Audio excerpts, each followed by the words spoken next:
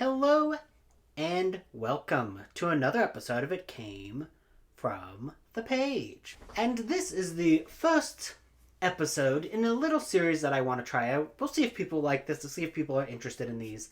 I am well known for my love of movie novelizations and movie tie-in books, so I thought, why not focus on a specific franchise and outline every piece of extra material that have been produced in the written word about them.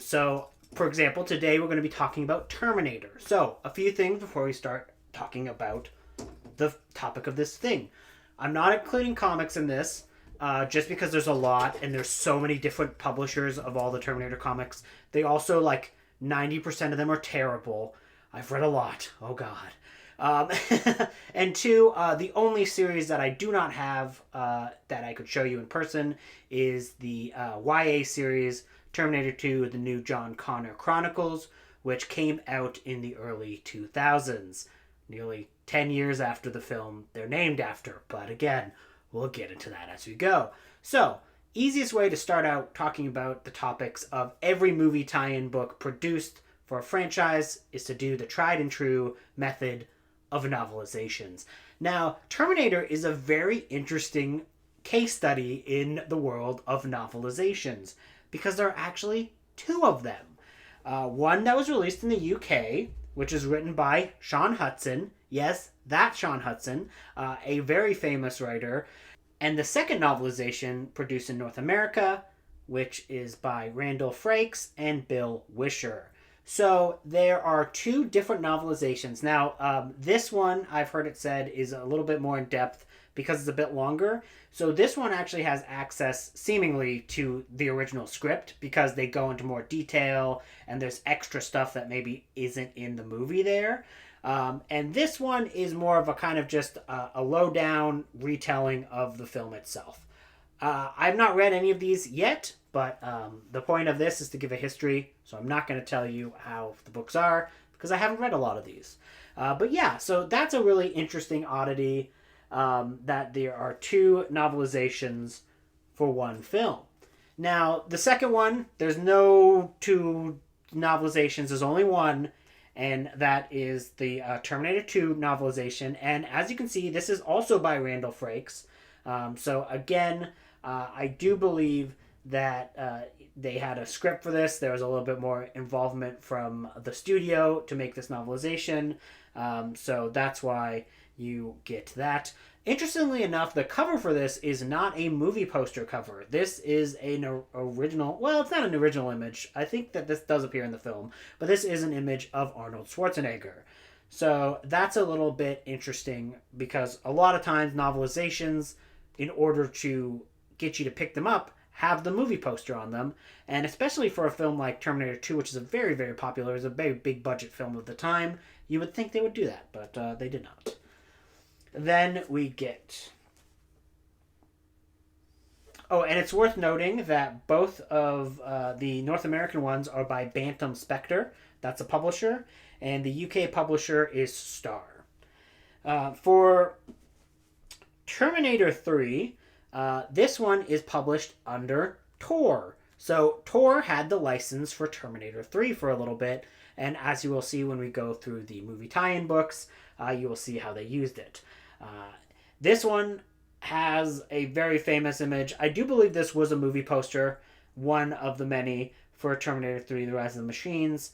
It's a movie. I like Terminator 3. It's not an amazing movie by any stretch of the imagination, but it is rather fun. And I am kind of amazed that there was a novelization for it. And then we get the last novelization, but certainly not the last Terminator movie, which is Terminator Salvation. Now, this is by Alan Dean Foster, a legend of the movie novelization sphere. It is kind of crazy that it took to Terminator 4 to get an Alan Dean Foster book about the Terminators, but it did. Terminator Salvation is the last book to get a big push as far as movie tie-in books go. Now, there is Terminator Genesis after this. No novelization, no tie-in books. There are a few comics, but again, we're not talking about those today. And then there's Terminator Dark Fate. Nada.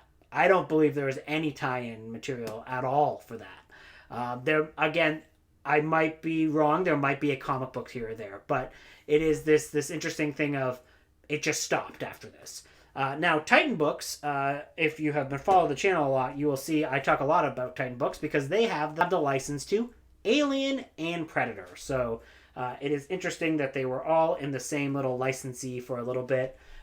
Similar to how for a brief time period in the 90s, the comic book publisher Dark Horse owned both Terminator, Predator, and Aliens, and did have a crossover between the three in a comic book.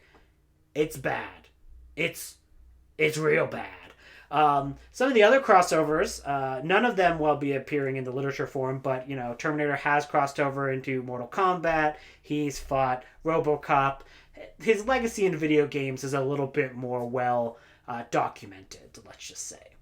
So we then get a series of, in the tie-in books, there was no tie-in books to the original Terminator. Not a huge surprise. That's not a big thing that happened in a lot of properties for the 80s. You get comic books and stuff like that, but you would rarely get movie tie-in books. It seems to really have kind of taken off in the 90s. There is a trilogy, all published by Harper.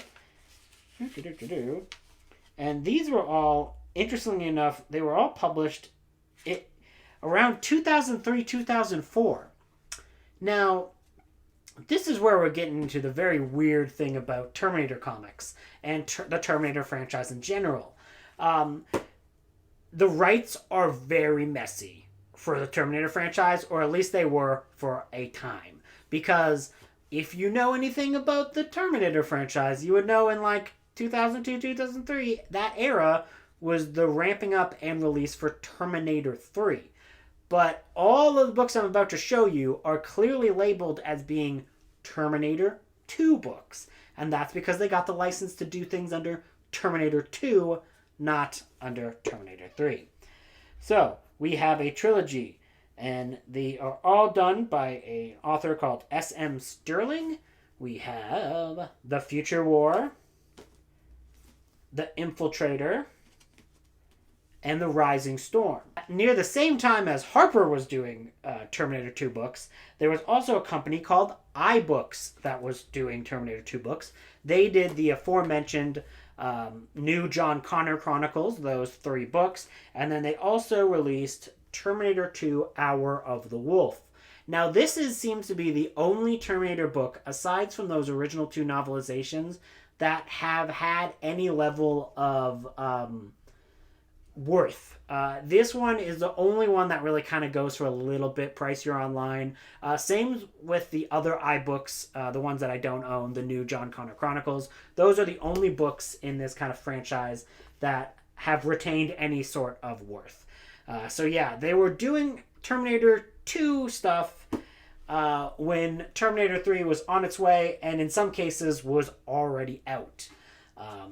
Especially with Terminator 2 Hour of the Wolf, that came out when Terminator 3 was already on screens. So that is very odd. And at the same time that they were doing Terminator 2 tie-ins, Tor, who had the license for Terminator 3, did their own tie-in books. So we have Terminator Dreams by Aaron Alston and Terminator Hunt by Aaron Alston. So it's a very weird, complicated thing, and it's odd. It's odd, to say the least. And you can kind of get, looking through the novelizations and the publishers who got the rights and how all these things have been tying in together, you kind of get an idea of why Terminator the franchise is not as well remembered as Terminator the film and its sequel. Terminator 1 and 2 have this cemented place in pop culture. The rest of the Terminator franchise do not. And a lot of that is because the rights were all kind of crazy. There was never really any cohesion in terms of marketing and releasing things that were supposed to tie in together. And it was all kind of very haphazard and wonky in that way. So now we get to the last batch of tie-in books. And these were all by Titan Books. And they had the license for Terminator Salvation. So we get a prequel to Terminator Salvation. Now this is something that Titan Books loves to do. I don't know if they've been doing this recently. The last time I believe I witnessed a Titan Books prequel was for the Alien Covenant and the new The Predator films that were coming out at the time. They both had prequels, but most bigger budget films that Titan Books got their hands on did come out with some type of prequel. So I know there's even a King Kong prequel because they got the novelization rights to do King Kong, the Peter Jackson one from the 2005 era. So yeah, we got a prequel, and not only is this a prequel, this is a prequel written by Timothy Zahn. Now Timothy Zahn is a pretty big writer of tie-in books, but sci-fi in general. Like he has some original science fiction books, but he's also very influential in the realm of Star Wars in that he did those very famous trilogy called the Heir to the Empire trilogy, which really kind of kick-started the Star Wars expanded universe as we would go on to know it. It did eventually get like rebooted when Disney owned the rights, but that's neither here nor there. We're not talking about Star Wars, but either way, it's very interesting to see that Timothy Zahn is writing in the Terminator Salvation world, and not once but twice. He did the prequel, and then he also did a book called Trial by Fire. So that is interesting. 2 Timothy Zahn books in the Terminator Salvation universe. And then there's also Cold War by Greg Cox, another fairly big writer. He does a lot of novelizations. He's done a lot of original sci-fi as well. And that's it. It's very interesting because, in future episodes, if people are interested in this at all, I will kind of go through other franchises, and there will be a lot more books to talk about. But Terminator is this weird franchise that, because of the rights issues and because nobody really liked each other who was making all the subsequent movies, like it is all messy and all weird, and you get TV series that try to remove half of the movies, and like it's just a very complex, silly, over-the-top universe. And I do quite enjoy those first 2 Terminator films. I actually kind of enjoy them all. I don't think I hate any of them, although it's been a very long time since I watched Terminator Genesis, since it came out. I probably don't like that one, if I'm going to be fair, if I were to rewatch it. But the rest of them are quite fun. Not all great. My favorite is still the original. I absolutely love the original Terminator. Honestly, I think that might be my favorite James Cameron film. So, have you read any of these? Are you interested in this series? Was this helpful? Was this interesting to you at all? If you hated it, let me know. If you liked it, let me know. Thank you guys, and have a great day. Goodbye.